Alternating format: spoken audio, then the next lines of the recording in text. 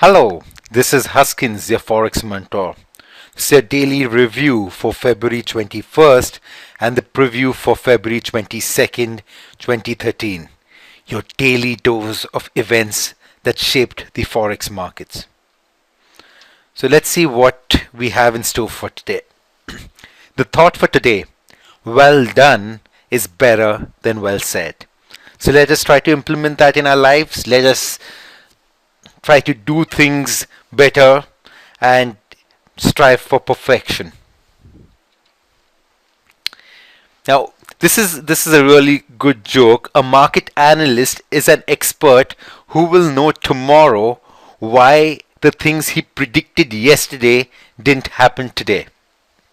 That's exactly what we get from a lot of gurus who try and predict the markets on television, and we need to be aware that a lot of them do not get it right. We need to learn to interpret and implement our strategies on our own, and that's why I have this program, so that you can have a better understanding of the events which take place in the market. Now, today I did not pull up the currency strength meter because I wanted to concentrate on the currency correlation meter today. Now, just by having a look at this currency correlation meter, this is an hourly correlation. What do you see? This is what I see. That the Aussie US dollar had a very high correlation with the Euro US dollar, with the GBP US dollar, with the New Zealand US dollar, with the USD CAD, of course on the negative side because USD is the first pair out here, and the USD CHF. Look at the amount of correlation with the USD pairs: 90, 93, 88, 96, 91. Let's look at any other pair. Let's look at the New Zealand dollar. Of course, it had 88 with the Australian dollar, 78 with Euro USD, 88 with GBP USD, minus 88 with USD CAD, and with USD CHF. Let's look at something else. Let's look at the USD CAD. Minus 96, 86, 73, 91, 88. So the point of this exercise is that all these currencies were correlated and were moving in the same direction. Now, how can that be?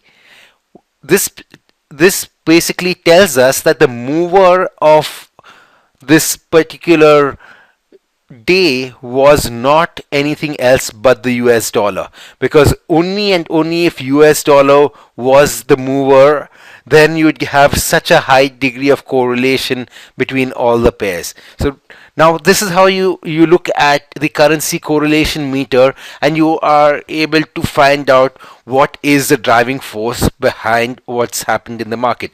Now we are going to be looking at why the US dollar moved, and we'll be looking at cross currency influences, but this is a nice nifty way to find out what's moving the markets. Now, why did the currencies move? Why did the US dollar move as much as it did? Opposition continued to bond buying grows within Fed. Well, basically what the Federal Reserve is doing is the Federal Reserve is buying bond, and by buying bonds, it's basically printing unlimited amount of money, and it's using that to go ahead and buying bonds. Now, basically what happened was that the policymakers increasingly are arguing that the central bank bond buying program should be scaled back or shut down before the unemployment rate declines significantly. Now, this was according to the minutes of the Fed January meeting. What does this mean? It means that now the focus is moving towards inflation.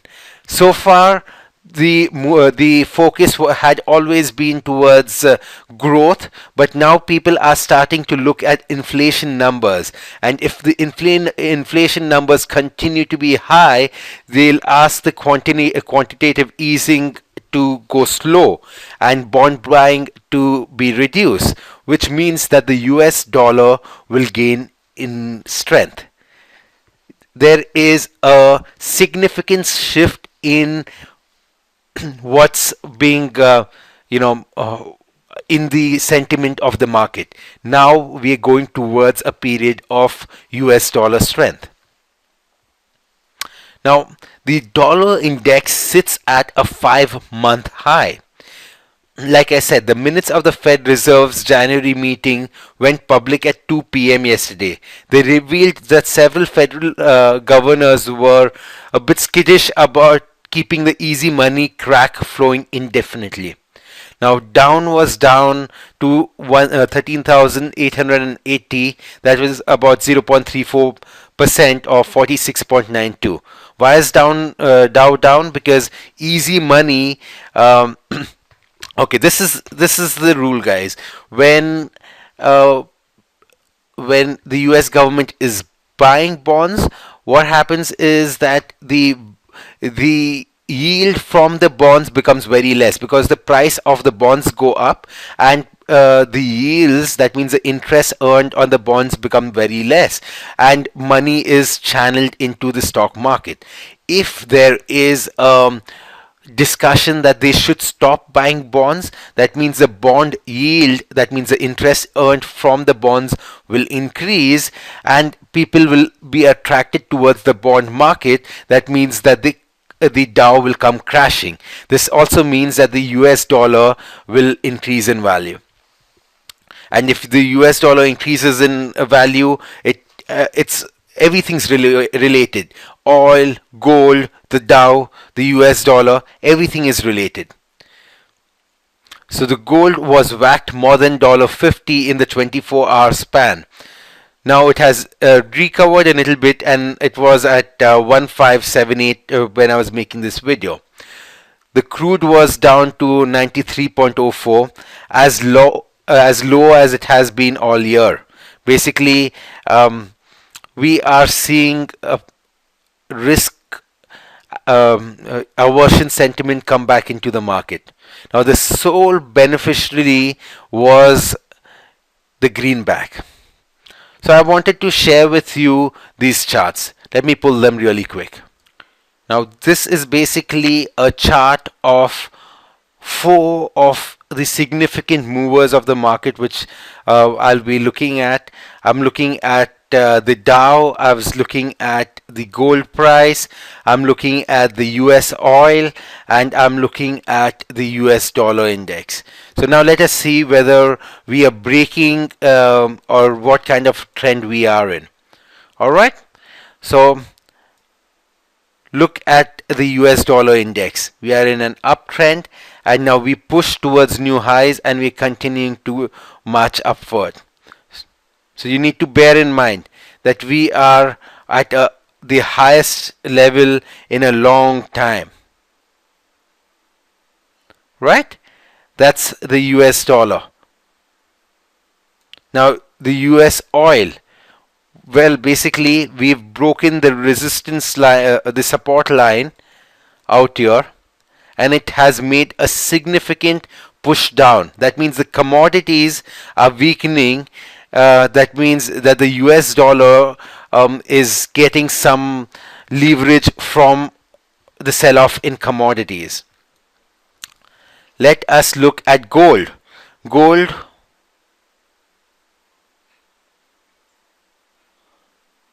Gold has been on a downward path. Like how I said that my target for gold is 1550, and that's exactly where I might be looking at going long from around this area.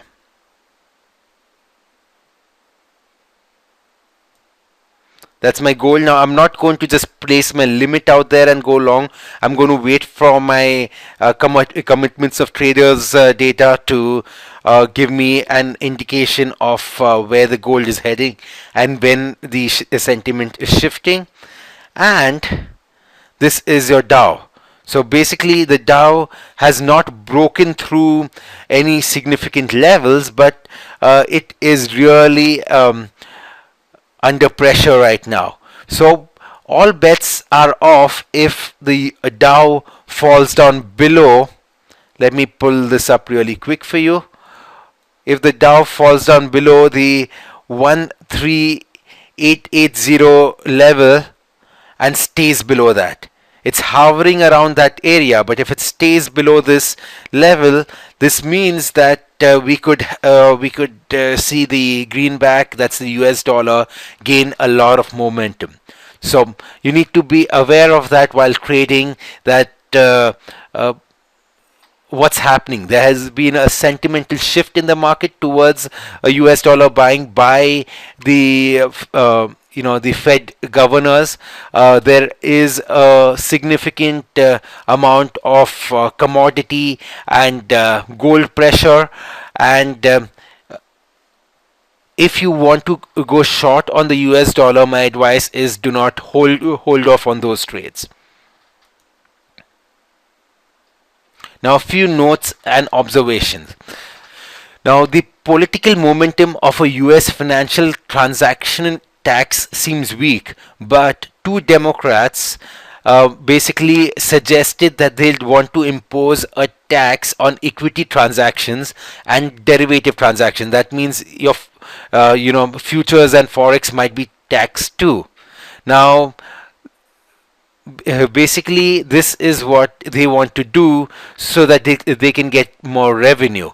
I mentioned in we have the same kind of sentiment going on in Europe, that the European government wants to tax trading, and so is the a few Democrats from the US government, though it's unlikely to go there, but we need to see.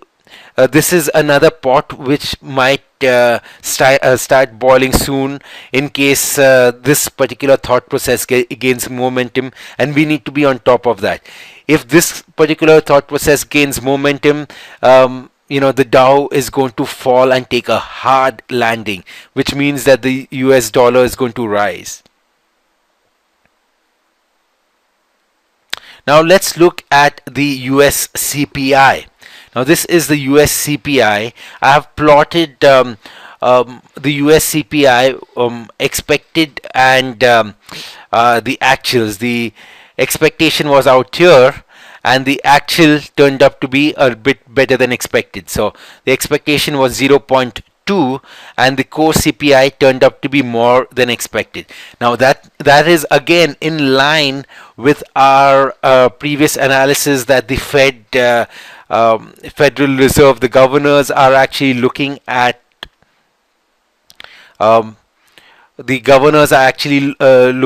inflation now. Now we have real inflation come out. So now this again causes what? The US dollar to gain in value.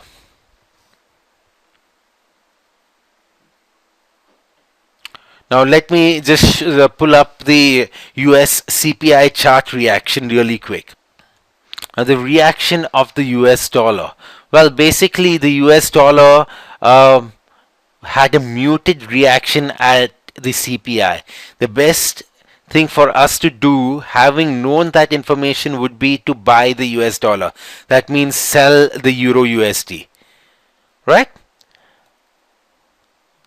So that is what our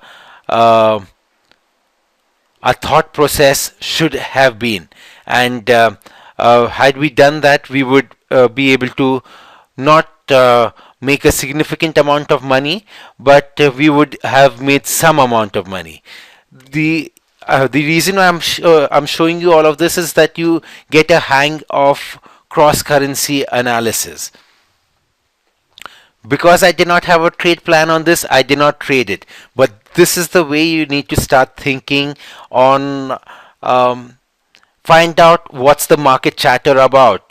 Is inflation in? If inflation is in, if the CPI comes up more than expected, then what's going to happen with the US dollar? And then trade accordingly. Then at 10 a.m. we had two news.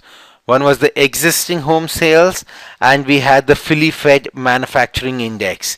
One was good for the US economy, one was not so good for the US economy. Let's see the market's reaction. You see the CPI had a muted reaction, but this particular news caused the market to react.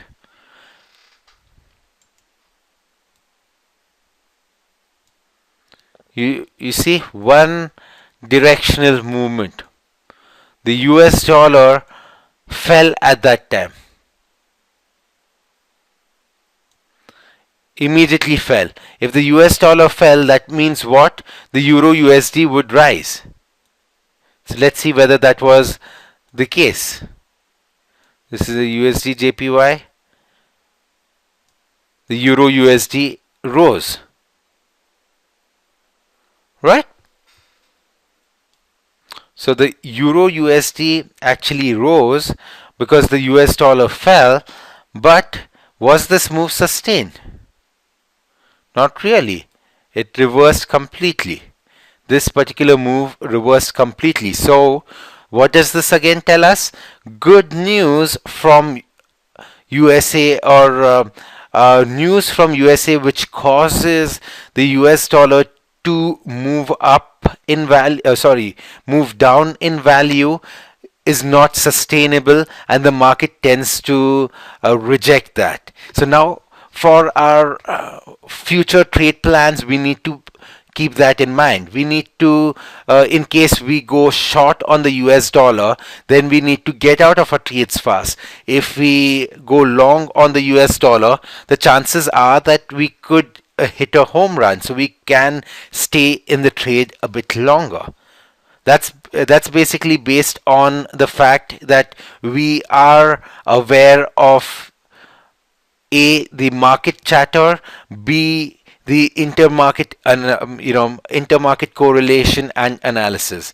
Thank you for watching this video. For the subscribers, there is a trade plan which I will be looking at, and the trade plan is right here.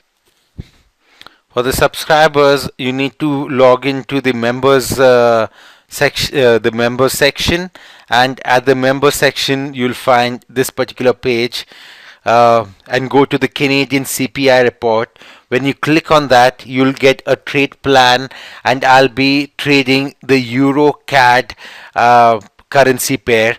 Why have I chosen to trade the Euro CAD currency pair for today?